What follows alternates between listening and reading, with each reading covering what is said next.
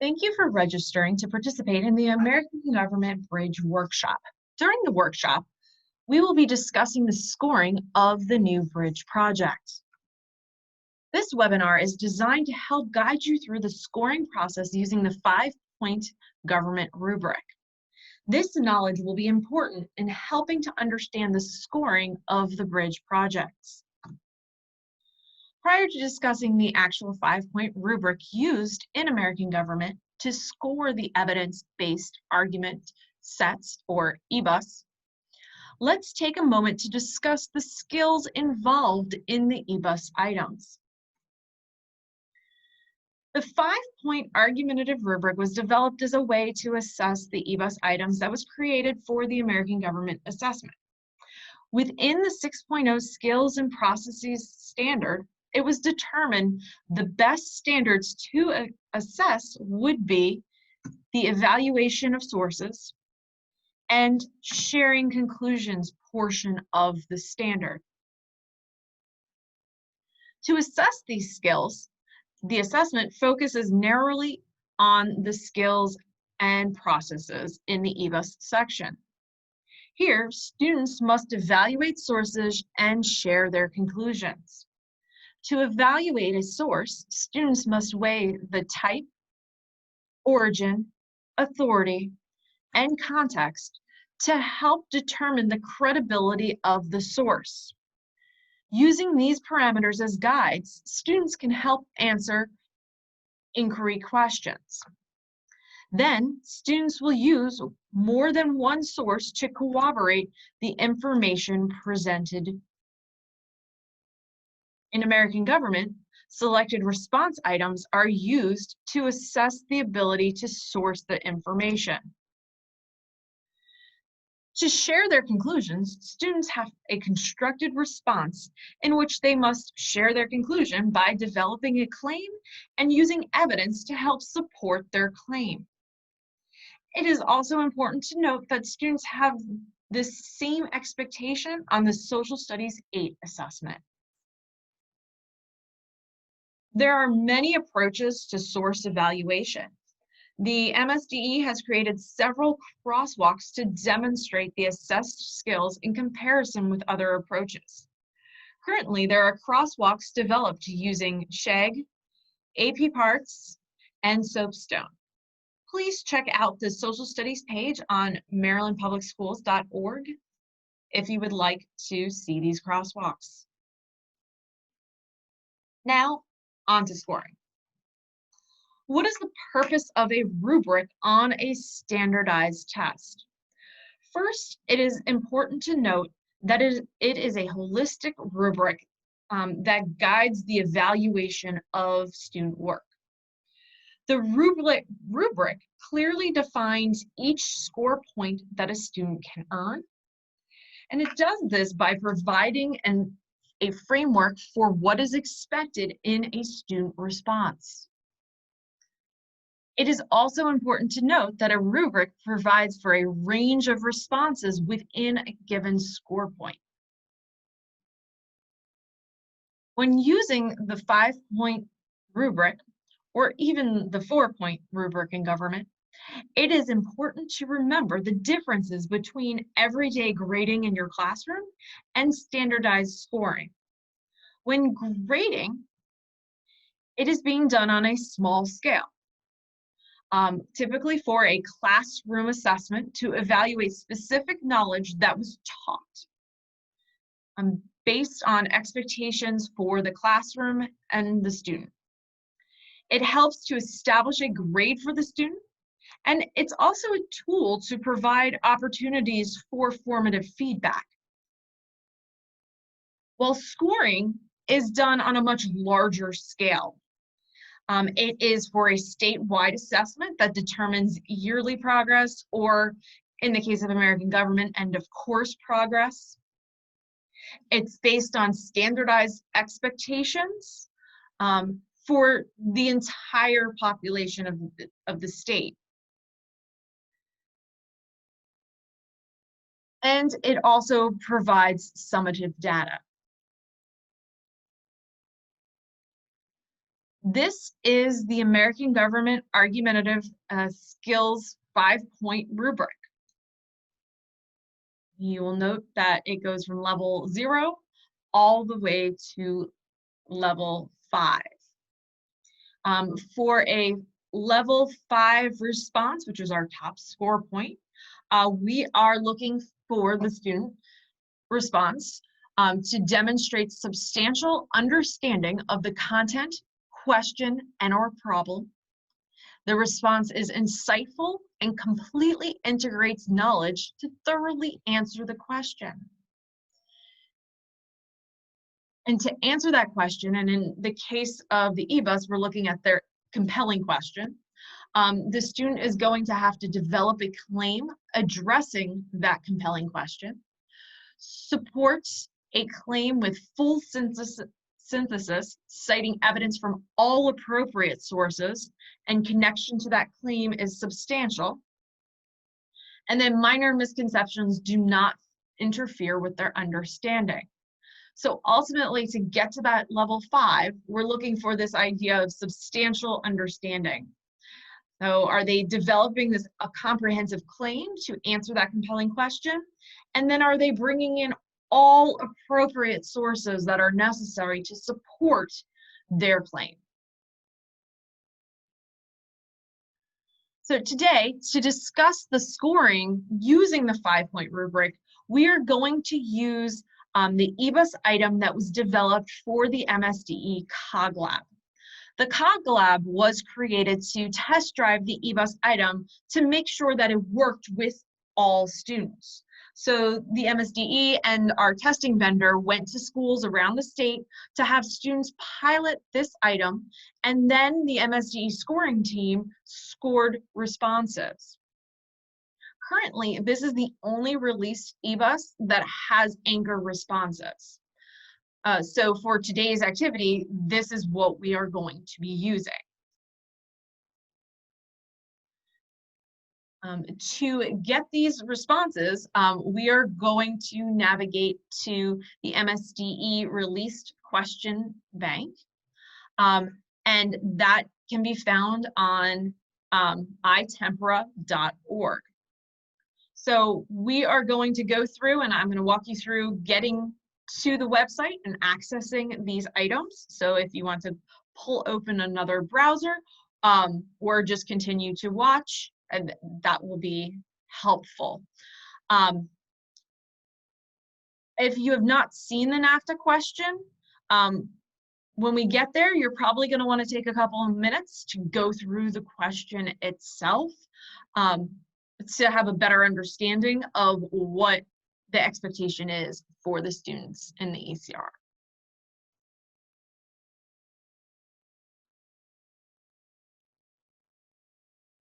Let me.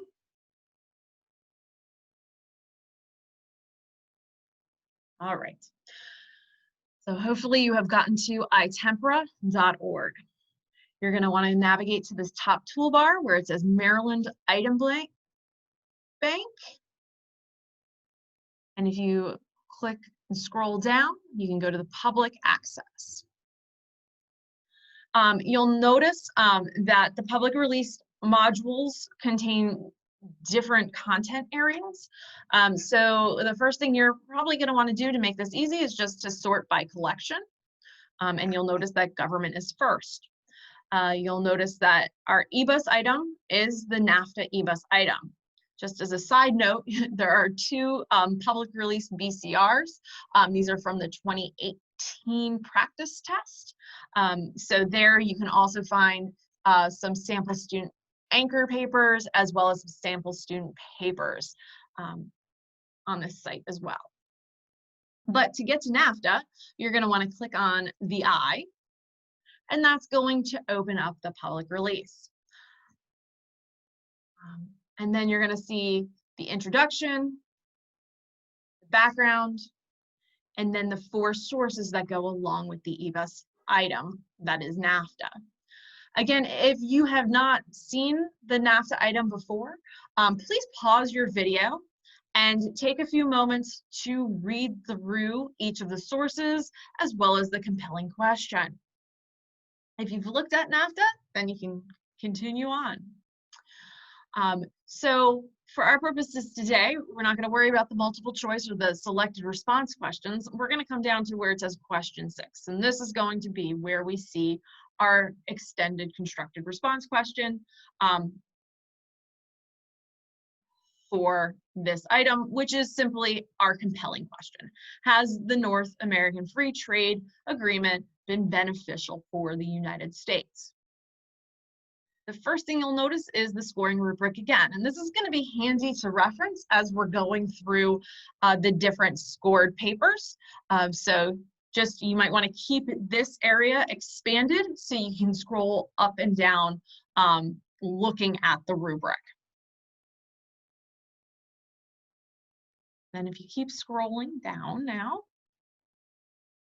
you're going to get to student scored responses. And these student scored responses are going to be where you find the anchor papers. And these are papers as to each of the score points and what a typical paper would look like in this score point. Now, it is important to note that there's a range of scoring responses at each score level. So there's many ways to arrive at a 5, a 4, a 3, a 2, or even a 1. In fact, part of the test development process is to conduct range finding sessions where Maryland teachers review about 100 papers for our CR questions to determine where that range of score points is. So just keep in mind that this is one typical score level that you might encounter. So for the first thing we're going to look at a level score point 1, a 3, and a 5. We're going to do these together, and then I'd ask that you pause the video and take some time to look at the 2 and the 4 on your own. So the first thing that we'll do is we'll look at a score point of a 1. And to get a level 1 in the rubric, the response shows minimal understanding of the content, question, and or problem. The response is related to the question, but is inadequate. They may develop a partial claim that relates to the compelling question, or a level 1 paper could lack a claim. It references information from the sources, and there could be significant misconceptions. And remember, this is a holistic rubric that we're using. So I'm going to click on score point 1 anchor, and that's going to open up the score point 1. So the NAFTA has resulted in the creation of 200,000 export-related jobs annually in the United States. Those new jobs pay between 15 to 20% more than the manufacturing jobs lost after NAFTA was implemented. The U.S. auto industry lost approximately 350,000 jobs from 1994 to 2016. Many of those jobs were taken by workers in Mexico.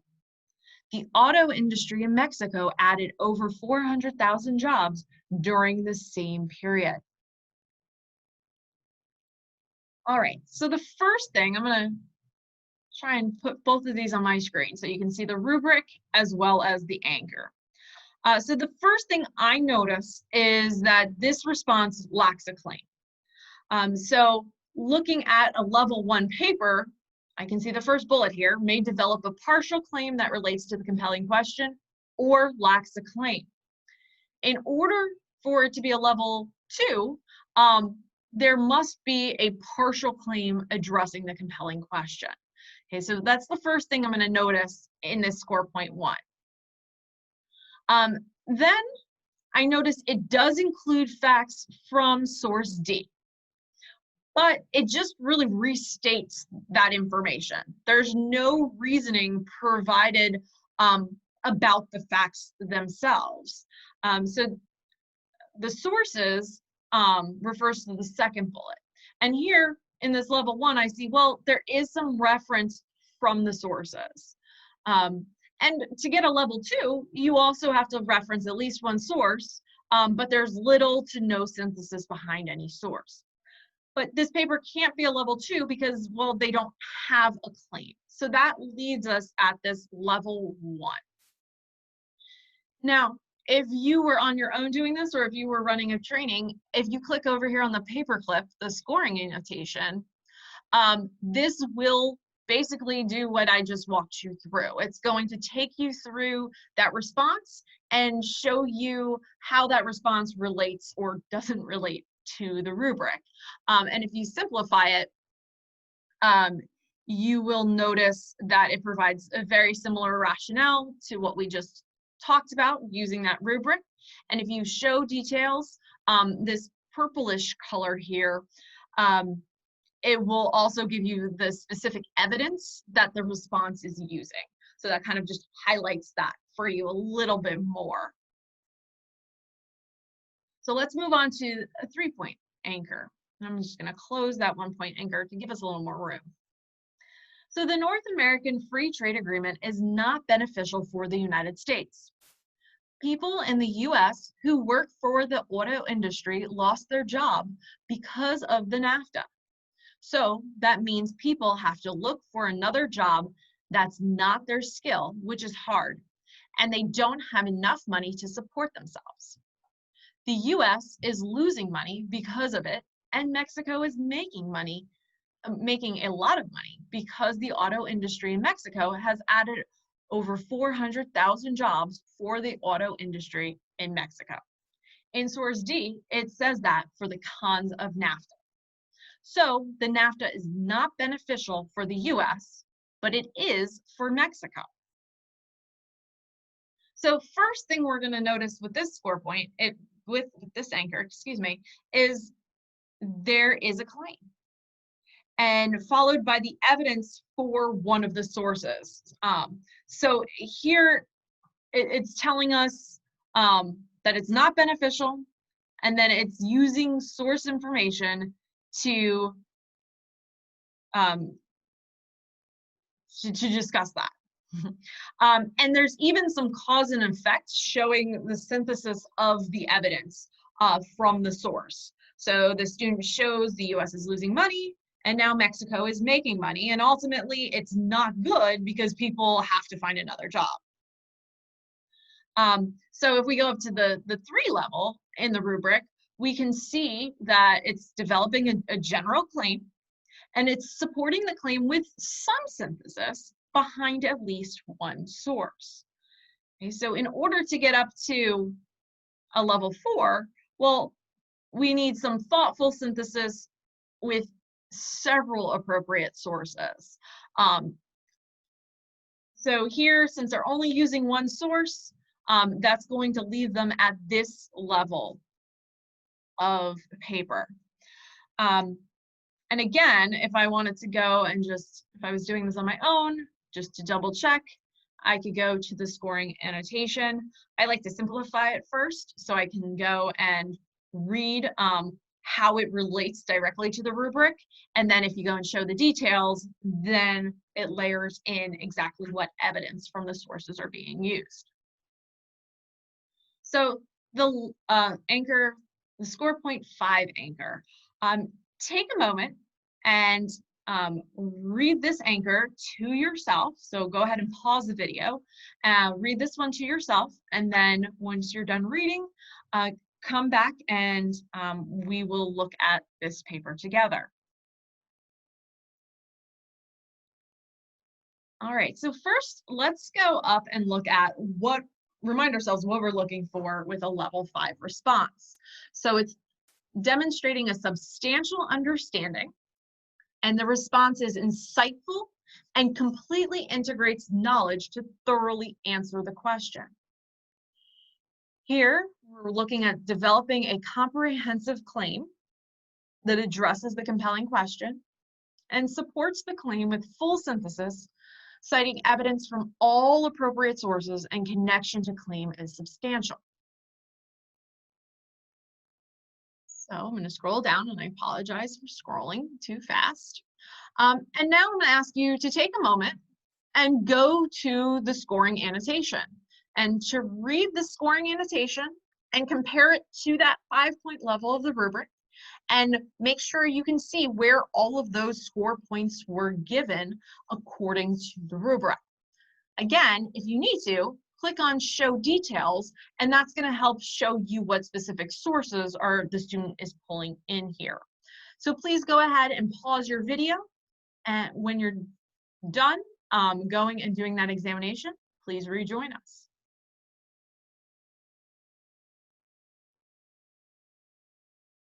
All right, so now that you've had some time to look at the lower level score points and our five point paper, you might want to take some time to look at the 4 and the 2. But before you pause your video to do that, let me show you one other aspect of iTempera that you can also review at this time. So if you click on Papers for Discussion, you're going to notice 10 more papers appear. These papers do not have their scores displayed. This is so you can score kind of practicing with the rubric. So if you click on the response, you'll see that this is the student response. And once you have read through the student response, you can go and compare it to the rubric and see what level you would give it, what score point you would, how you would score this. And then if you click on scoring annotation, it will then tell you how the MSDE scoring team scored this paper along with the rationale. I'm not going to click on the paper clip for you because I don't want to give away the score of this first discussion response paper. But again, please go through and please take a moment and pause the video and go through the papers for discussion as well as the 2 and the 4 point anchor item. Once you're done, please unpause your video and come back.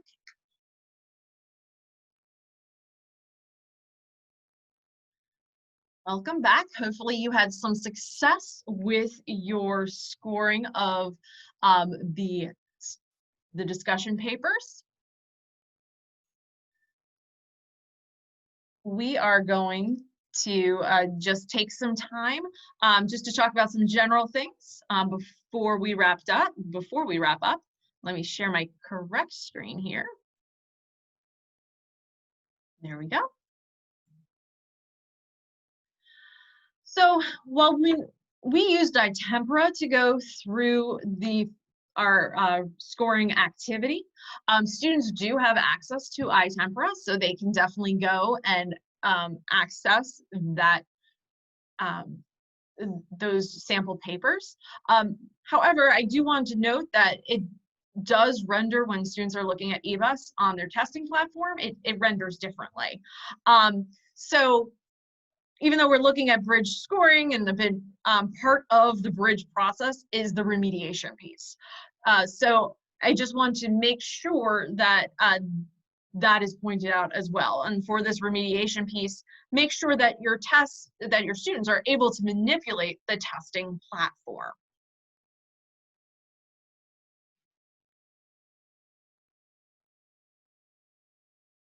So please take a few minutes to reflect about this session. How does this help your classroom application of the EBAS in a government course or even in a bridge course? And then how does this also help, if you have seen the new bridge project, how does this help with the application of that final product? If you have not seen the product yet or have not attended our session yet, this might be an item that you need to just store in the back of your head for now and make that connection later. Please bring any questions you have about the EBAS scoring to the Bridge workshop. We're going to start our scoring session with a Q&A session about the 5-point scoring rubric. So if you have any questions about the rubric and how it works or interacts with different items, please bring those questions with you.